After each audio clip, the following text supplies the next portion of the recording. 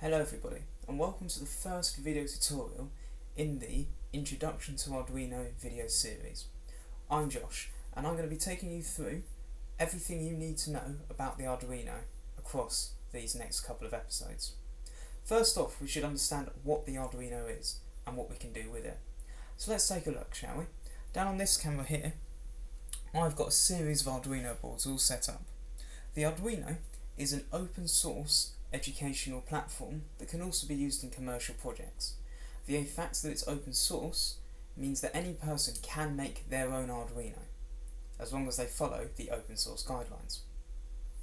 Let's take a look at the Arduinos I've got on the bench here. The first Arduino I have here is the standard Arduino.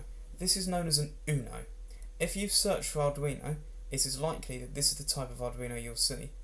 This one is made by a company called Orange Pip, and it is effectively an Arduino Uno. This is your standard Arduino. So anytime you start, you'll almost always start with this one. The Arduino Uno has got 6 analog inputs and it has got 14 digital outputs, as well as all the supporting USB and power regulation circuitry. The Arduino Uno is the ideal starter kit because you can just program, upload, and then you're away with it. And we're going to learn more across future series of how we can effectively use the Arduino to its best. Next in line here, I've got a board that looks a lot like the Arduino Uno, but it is in fact very different. This is the Arduino Leonardo. The primary difference really between the Leonardo and the Uno, which we mentioned previously, is that the Leonardo has got built-in USB circuitry to the main processor, whereas the Uno has got a separate USB programming chip. The advantage of having this built-in USB circuitry means that you can make this Arduino appear like a mouse or a keyboard to your computer. So your computer can actually think this is a mouse or keyboard, and you can build projects to control your own computer using this. Again, we've got the 6 analog inputs, and we have got 14 digital inputs and outputs, as well as the ICSP header, which we also have on the Arduino Uno, and the power regulation circuitry. Please note that if you do look up on the pinouts for this though, some of these digital pins can also be used as analog pins.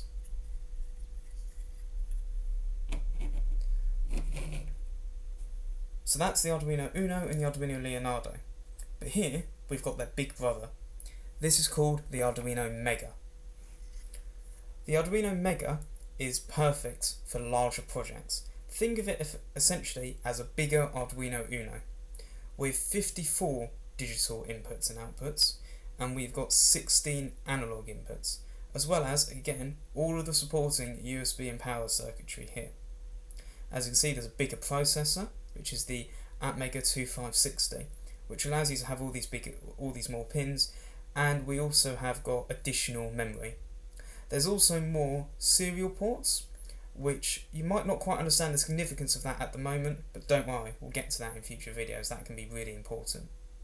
You'll notice that the Arduino Mega is actually the same width as the Arduino Uno, it's only longer, and that is important for something called shields, which we're going to cover in the next episode. Put that down there. Now you might notice down here, this tiny little blue board. This here is also an Arduino, but it's really small. This is called the Pro Mini. The Arduino Pro Mini is almost the same as the Arduino Uno. In fact, it uses the same type of processor, just in a different shape. But, as you can tell, it is a lot smaller. It doesn't have any of the USB or power regulation circuitry on it, which means you need to use a special cable known as an FTDI cable, which has an end just like this, to make sure you are able to program it. And on the end of this cable is your standard USB. As I said, there's no power regulation circuitry on this, so you need to feed it with 5 volts, which you can do from 3 AA's, for example. But this is perfect for when you want to do something small, perhaps a wearable device, and you need something smaller than your Arduino Uno. But as I said, it's basically an Arduino Uno in a smaller form factor. It's a good way of thinking about it. Now you might have heard me say a lot that the Arduino is really just this board with a chip and all of this supporting circuitry, and that is true. But because we don't actually need all this supporting circuitry for every application, we can make a really simple Arduino. And I've done that here. This here is an Arduino. I've made it on something called a breadboard, and again we are going to cover that in future videos. But what I've done here is I've just taken out the essential components you need for an Arduino, which is the Arduino, a resistor, 2 capacitors and a crystal.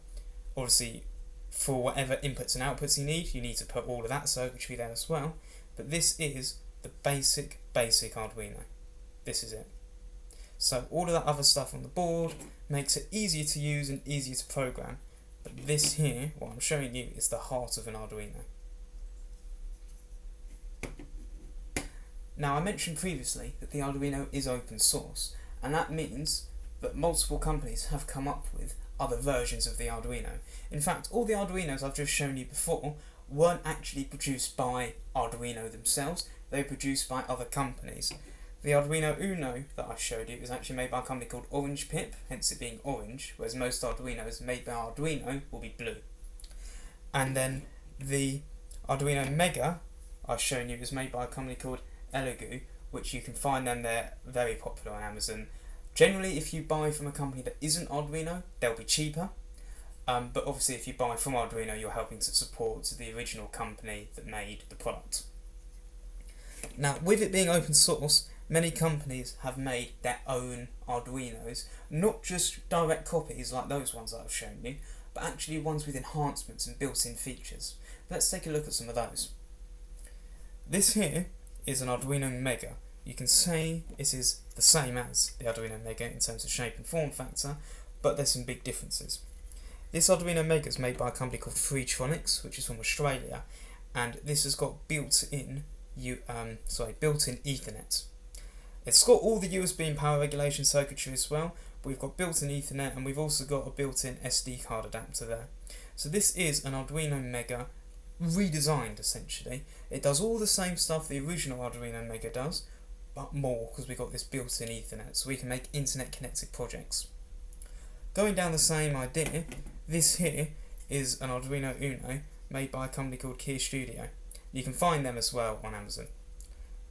This Arduino Uno has got built-in Ethernet as well, and so, as I said, as you can see before, it is the same size as the Arduino Uno.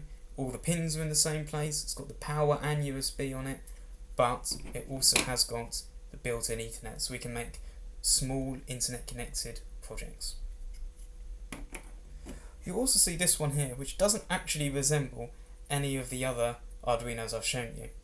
But this here is called the D1 Mini. It is made by a company called Demos, and what's so amazing about this is, it's a company called Wemos, and what is so amazing about this is that this Arduino is actually Wi-Fi enabled.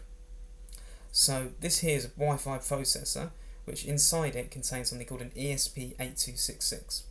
So I've actually got projects running on some of these around the house, and all that I need to plug in is a power cable, and from my phone using the internet I can control these. So this here is perfect for your small little internet connected application. Again, find these on Amazon, AliExpress, eBay, all of those. Very, very good little boards. And because these boards are very small, they do also fit into the breadboard like that. But as I said, we're going to talk more about breadboards in a future video.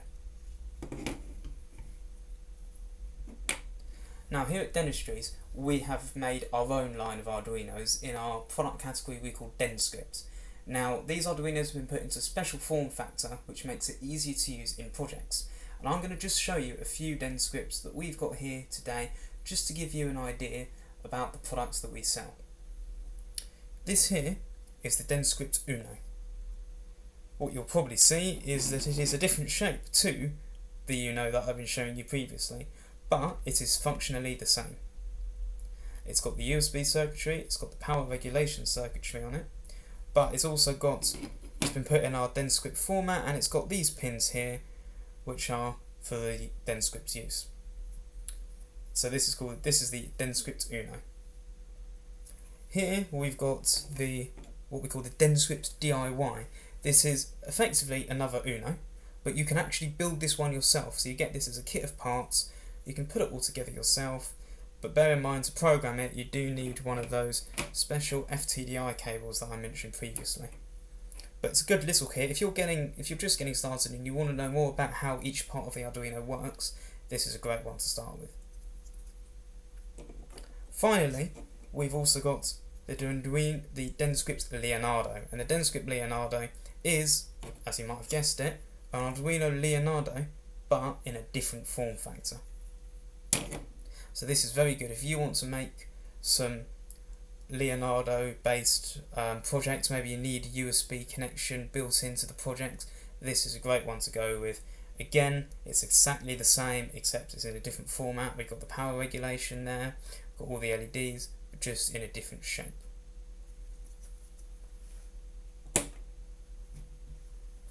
So I hope you found this video useful, and I hope this has helped you start on your journey towards building your own electronic projects. Come back and check for next time. We're going to be doing a video on what shields are, which are a very important building block with Arduino and allow you to expand your projects. Please don't forget that it's not just the video. If you look in the link in the description, there will be a link to our website, or if you want to just find it yourself, go to dentistries.com/tutorials, and there you'll find a project page all about this episode, which will give you additional resources. Thank you so much for watching. See you next time.